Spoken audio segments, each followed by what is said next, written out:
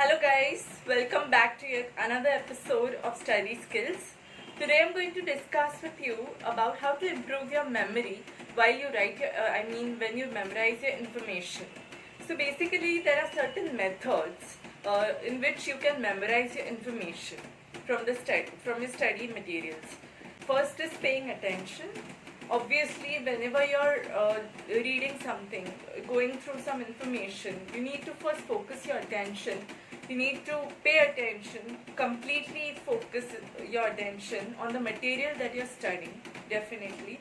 Second is repeating. When you repeat certain things, you tend to memorize it and you tend to, completely engrave it in your brains. So that's the reason you memorize the old information also in order to revise it so that you can reproduce in the examination well. Third is chunking.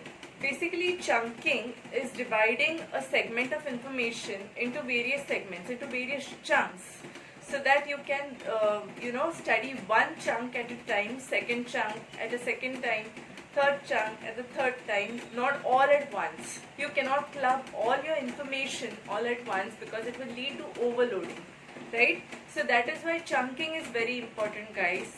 Break the information into multiple components and then study each part at different periods of time, and then you try to reproduce the overall information. That is how you study, through chunking. So if you have a big number, if you want to study, if you want to by heart a mobile number, for example, so it's of 10 digits, right? So you can divide the number into four digits. It's of 10 digits, right? So 3, 3, 3, 1. In that way you can, by heart the mobile number, for example. That's an example I'm giving you. Then fourth is using cues. So if you relate your information to your real life experiences or whatever you read, you relate it to something that you already know, assimilate that information, then these cues might be quite useful, right? So whenever you relate your information to reality, they become more prominent in your brains. So that's the reason you tend to memorize it very easily. When you associate things like this picture is related to this particular information, this symbol is related to this particular information, or a particular mnemonic stands for this particular material of information. So it will be more easier for you to memorize that information and reproduce in the exams. Then comes getting organized. Obviously, we have already discussed organization and planning is very essential.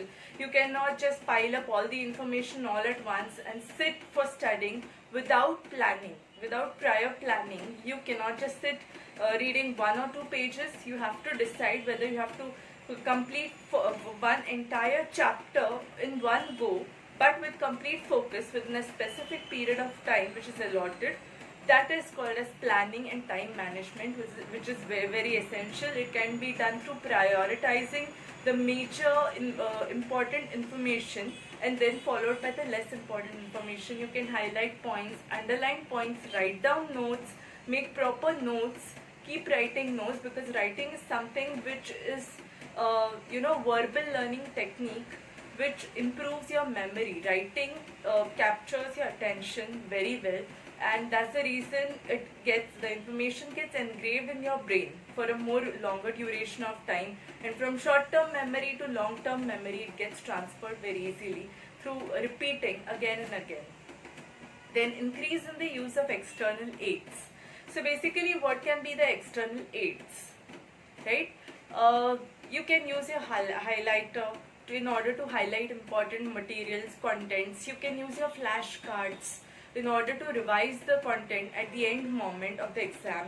You can make different cards, basically memory cards, in which you can write that information. You can make mnemonics, acronyms in a particular cards, or at the final moment of examination you can just refer to it, or you can refer to your notes.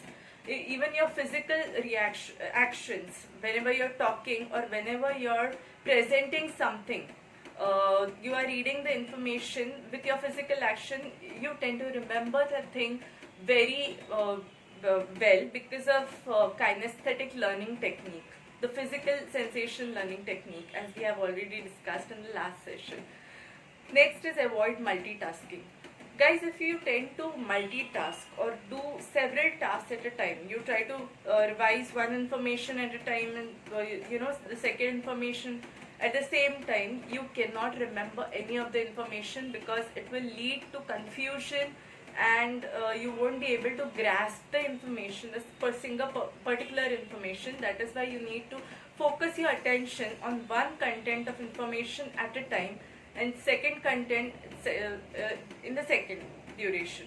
So at a time, focus only on one task, guys.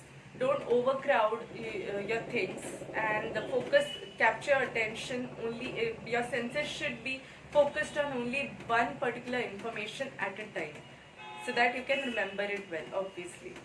Then we come to visual aids. Visual aids, as I said, your flashcards, your mind maps, diagrams, pictures, symbols, colors, experiments, mnemonics, acronyms, these all are visual aids basically.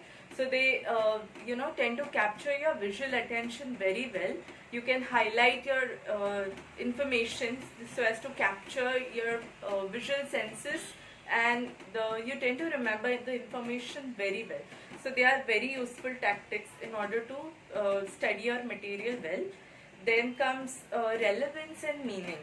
Basically, when you relate your information or give some meaning to that information from your real life, that time you associate to that information more closely and you tend to remember that information very well.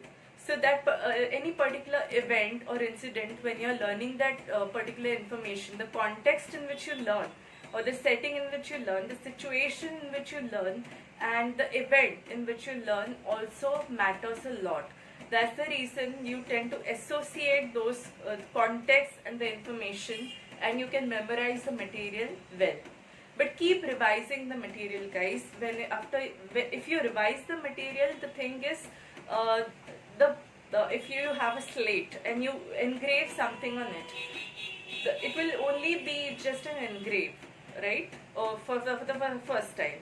But when you engrave it again and again, the things become more prominent in your head. So it's like a slate wherein you engrave things again and again. They become more prominent and you cannot forget them. They cannot be cleaned, right? So that's the reason you need to focus your attention and repeat things. Revision is very important. So these are few techniques to improve your memory and concentration, guys. And some of the health and maintenance factors which you need to take care are balanced diet, physical exercise, cognitive stimulation, stress management, and social engagement.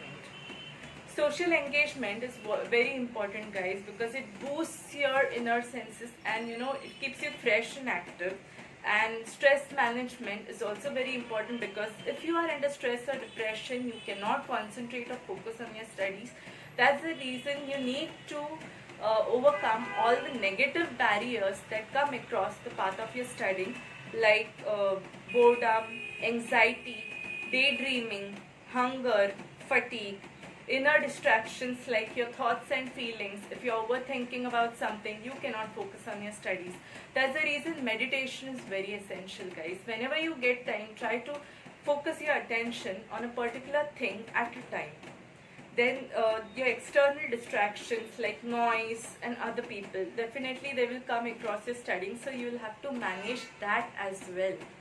So these were some of the important methods in order to increase your memory and concentration skills to study. There are many other methods also in order to study, like the PEG method, the link method, etc. There are many methods. You can search on the internet for more methods if you want to learn about those methods. But these are the basic core methods which I explained to you right now, and easy to use methods which will definitely help you to improve your memory and help you reproduce information during your exams. So if you like this video about memory and concentration in study skills, so please do hit the like button and the subscribe button as well. We'll be coming with more such videos. Stay tuned. This is Surabhi. Thank you so much.